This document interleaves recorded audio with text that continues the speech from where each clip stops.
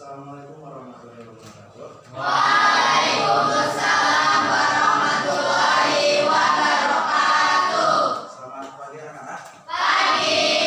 Apa kabarnya hari ini? Alhamdulillah baik. Alhamdulillah kita masih bisa bertemu kembali pada pertemuan bersama. Sebelum mulai pembelajaran, silakan berdoa terlebih dahulu dipimpin oleh ketua kelas. Doa mulai.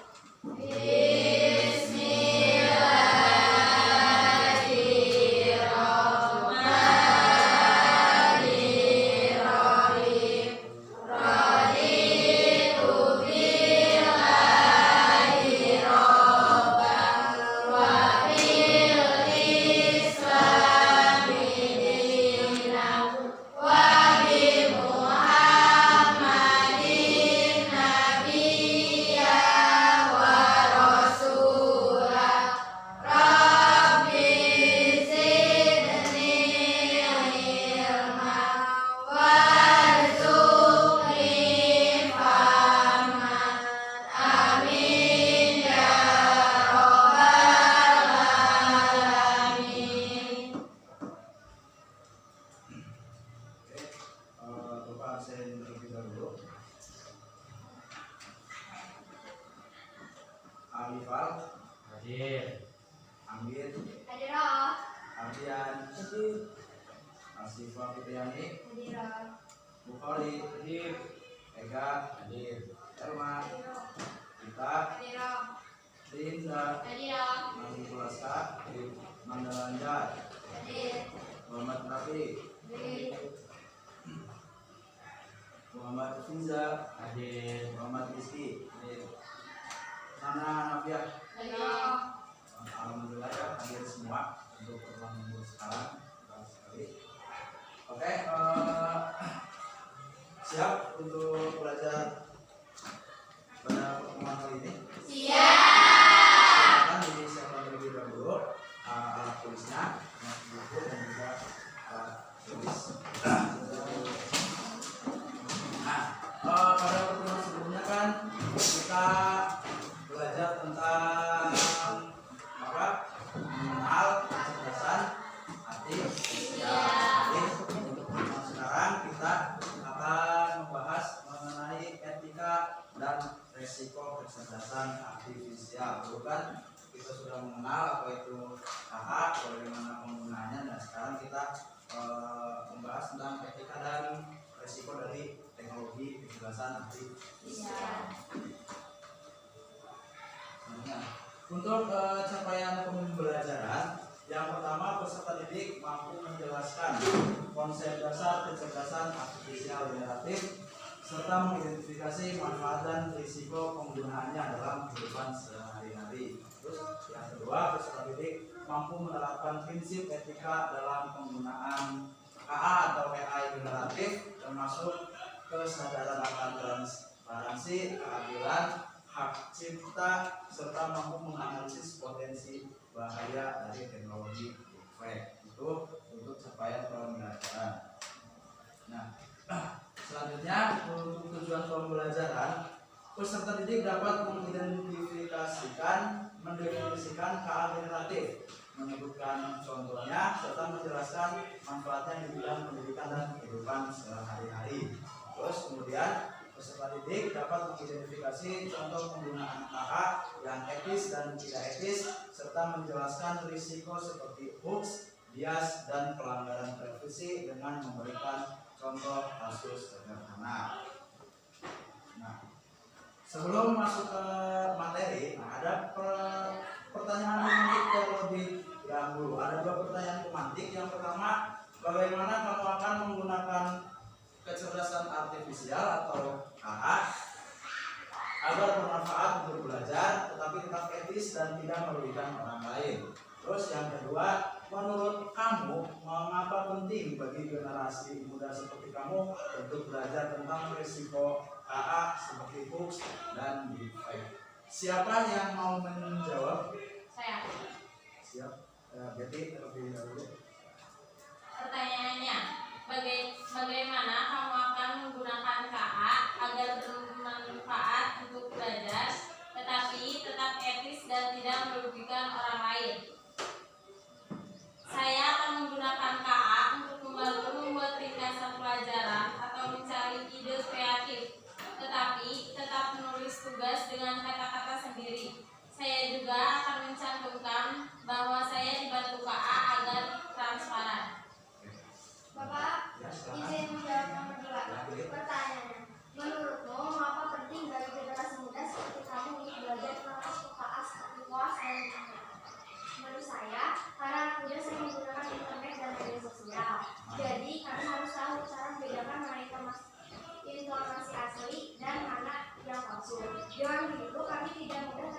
bisa membantu orang lain agar tidak termakan hoax. Sudah? Cukup. Oke, bagus sekali jawaban dari Betty sama Anggit.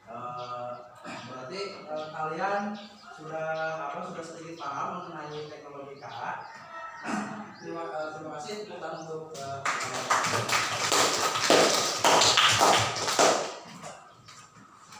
nah, yang pertama ini ada definisi dan ruang lingkup dari KA generatif. Nah, yang pertama kecerdasan artifisial atau artificial intelligence atau AI adalah konsep luas tentang mesin yang bisa melakukan tugas-tugas yang biasanya membutuhkan kecerdasan manusia seperti memahami bahasa, merencanakan, bermain catur dan sebagainya. Jadi kecerdasan artifisial atau KA ini adalah teknologi yang dibuat untuk bisa melakukan tugas-tugas yang biasanya dilakukan oleh manusia.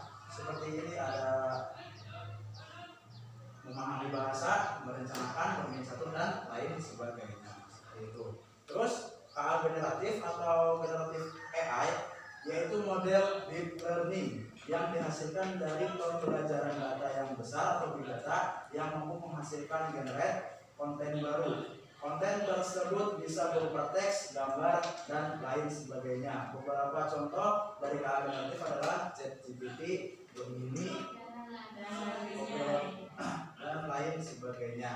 Itu. Nah, sekarang ini ada contoh sistem KA generatif seperti ChatGPT, Copilot, DeepSeek, Gemini Google, terus ada Grok, Dalme, Midjourney, Sora dan lain sebagainya. Jadi banyaknya contoh-contoh dari macam-macam sistem dari KA generatif itu sendiri. Nah, kemudian prinsip kerja dari KA generatif. Yang pertama itu ada data latih. Jadi teknologi KA itu mengasah informasinya sesuai data. Jadi yang pertama ada data latih. Nah, dari data latih menjadi model KA atau model kecerdasan artifisial. Dari model tersebut kemudian mempelajari pola. Nah, setelah polanya dipelajari baru menghasilkan keluaran baru. Contohnya mengenali hewan dari gambar, membuat teks, gitu. Kemudian pentingnya kualitas data. Nah, jadi tadi kan ada data apa? Data latih. Nah, data latih itu harus mempunyai kualitas tersendiri sehingga faktor utama dari pentingnya data itu untuk akurasi, kelengkapan, relevansi dan konsistensi. Nah, seperti itu. Kemudian apabila data itu buruk atau kualitasnya buruk, tidak akurat, hasil KA bisa bias atau juga tidak akurat. Jadi datanya harus mempunyai kualitas yang bagus sehingga nanti hasil keluaran dari KA tersebut juga menghasilkan keluaran yang tidak bias ataupun tidak lebih akurat. Contohnya data set wajah mayoritas kulit putih. Jadi nanti ini merupakan data yang buruk, data set wajah mayoritas kulit putih. Nanti keluarannya diskriminasi. Kemudian implementasi KA di kehidupan sehari-hari. Jadi dalam kehidupan sehari-hari tentunya di era revolusi industri 4.0 sekarang, teknologi KA ini sudah banyak diimplementasikan dalam kehidupan kita sehari-hari. Mungkin kalian sendiri juga sudah banyak yang menggunakannya. Yang pertama ini ada dalam industri kreatif. Salah satu contohnya desain, musik, game. Terus dalam jurnalisme dan media. Terus dalam dunia riset dan pendidikan. Contohnya KA atau AI membuat poster promosi. Membuat ringkasan teks. Jadi sekarang membuat poster promosi itu bisa dilakukan menggunakan kecerdasan artifisial. Jadi tinggal kita ketikkan perintahnya atau ketikkan formnya saja. Jadi lebih memudahkan. Nah, selanjutnya ada kecerdasan artifisial di bidang pendidikan. Yang pertama ini ada personalisasi pembelajaran, terus membuat soal, ringkasan, konten multimedia. Nah, jadi membuat soal, ringkasan dan konten ini sekarang bisa digunakan atau dilakukan menggunakan KA generatif. Terus asisten virtual atau tutor dan tutor KA. Nah, contohnya chatbot memberi feedback otomatis. Jadi ketika ada ulangan atau apa di datanya dimasukkan ke KA, nah jadi KA itu bisa Gitu. Kemudian, nah ini yang paling penting adalah etika dalam KA generatif. Jadi ketika kita menggunakan KA, kita harus memperhatikan etika kita dalam menggunakan KA tersebut. Nah yang pertama adalah transparansi. Jadi kita harus memahami cara kerja dan metode batasan. Terus kita juga harus memahami keadilan, sehingga hasil dari yang kita buat itu tidak merugikan kelompok tertentu atau tidak merugikan orang lain. Terus kita juga harus memperhatikan hak cipta, jangan sampai hak cipta orang lain malah menjadi hak cipta kita dengan menggunakan atau memanfaatkan hak. Nah, kemudian selain etika ini juga ada resikonya. Segala sesuatu itu pasti ada resiko atau ada kelebihan dan kekurangan. Ini salah satu resiko dari penggunaan KA. Yang pertama penyalahgunaan dan bias dalam data dan hasil, terus privasi dan keamanan data. Contohnya sistem pengenalan wajah itu bisa keliru. Kemudian itu mungkin untuk materi dari pertemuan minggu sekarang tentang mengenai etika dan resiko kecerdasan artifisial. Untuk selanjutnya mungkin kalian nanti akan bekerja secara kelompok mengerjakan LKPD. Sudah dulu dengan kelompoknya masing-masing? Sudah. Nanti Bapak kasih LKPD tiap kelompoknya, kalian kerjakan, terus nanti di akhir Bapak minta satu kelompok mewakili untuk melakukan presentasi di depan.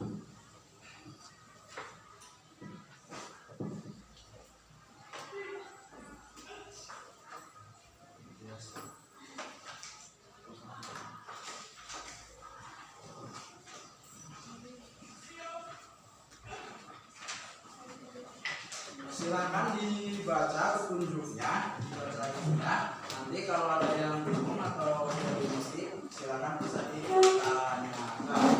Bapak kasih waktu 10 menit untuk mengerjakan. Kalau ada yang bingung ditanyakan saja.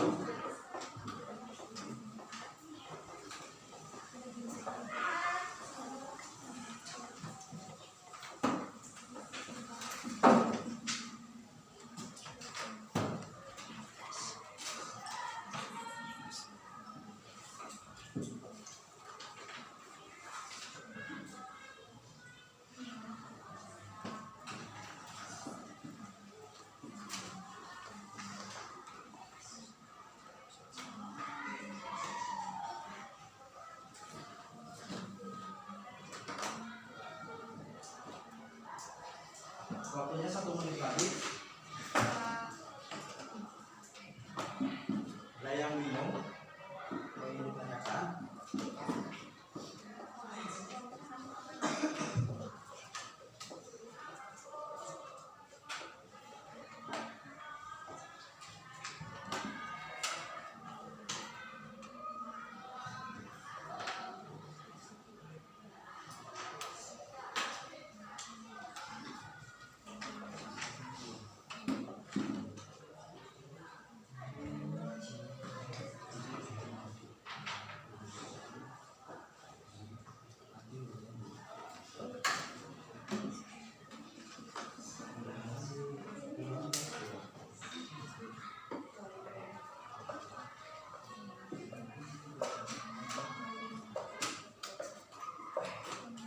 Oke, waktunya udah selesai. Udah selesai semuanya. Silakan dari kelompok A yang ingin melakukan presentasi ke depan. Kelompok 1, Pak. Kelompok 1 maju ke depan.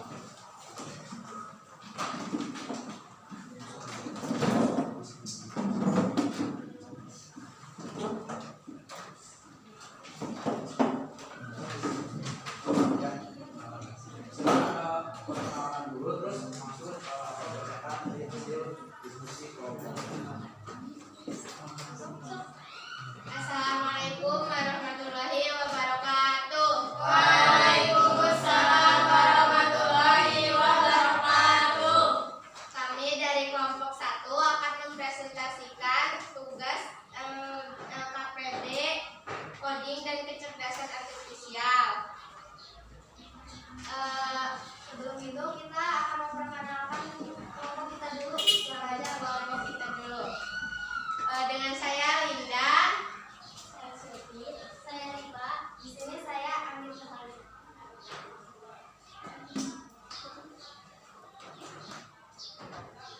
Yang ke-1 yaitu mengenal keageneratif. Pengertian keageneratif. Keageneratif adalah teknologi kecerdasan buatan yang dapat menghasilkan konten baru seperti teks, gambar, suara, atau video berdasarkan pola dari data yang telah dipelajari.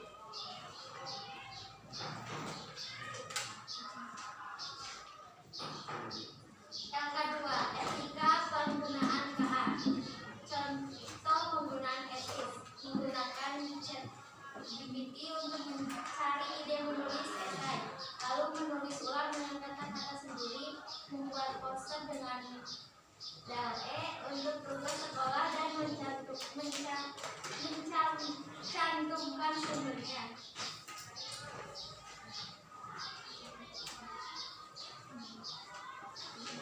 Ketiga, resiko penggunaan KA. 1. Bias. Bias data adalah ketidakadilan dalam hasil KA karena data hasilnya tidak seimbang. 2. Dampak hoax KA. Menyebarkan informasi palsu yang bisa merugikan masyarakat. 3. Menjaga privasi. Tidak membagikan data pribadi sembarangan atau alamat nomor telepon. Bagaimana dari kelompok lain ada yang ingin ditanyakan terlebih dahulu untuk kelompok 1? Cukup.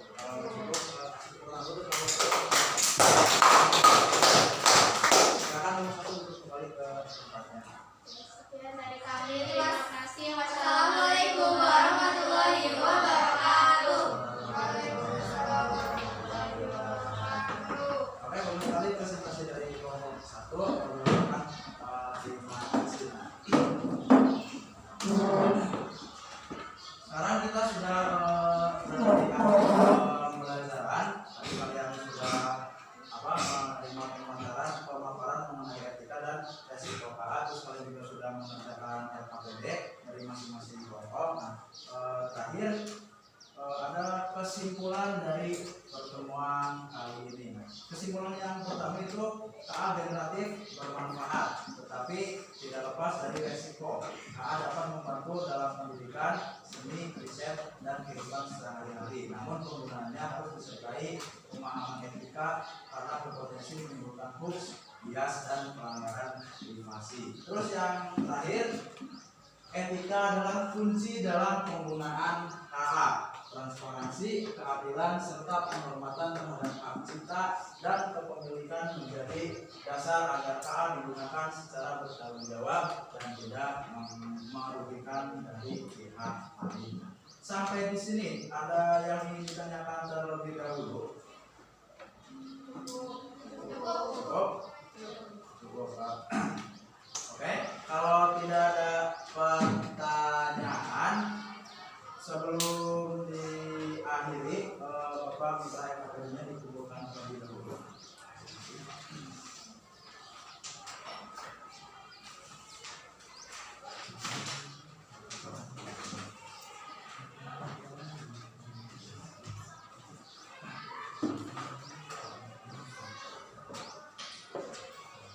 Oke, alhamdulillah kita sudah sampai di akhir pembelajaran. Kalau tidak ada pertanyaan lebih lanjut, Bapak akhiri untuk pertemuan kali ini. Sampai jumpa pada pertemuan minggu selanjutnya dalam mata pelajaran dengan jurusan artifisial dengan materi yang lainnya lagi. Bapak akhiri, kurang lebih yang mohon maaf. Terima kasih. Wassalamualaikum warahmatullahi wabarakatuh. Waalaikumsalam.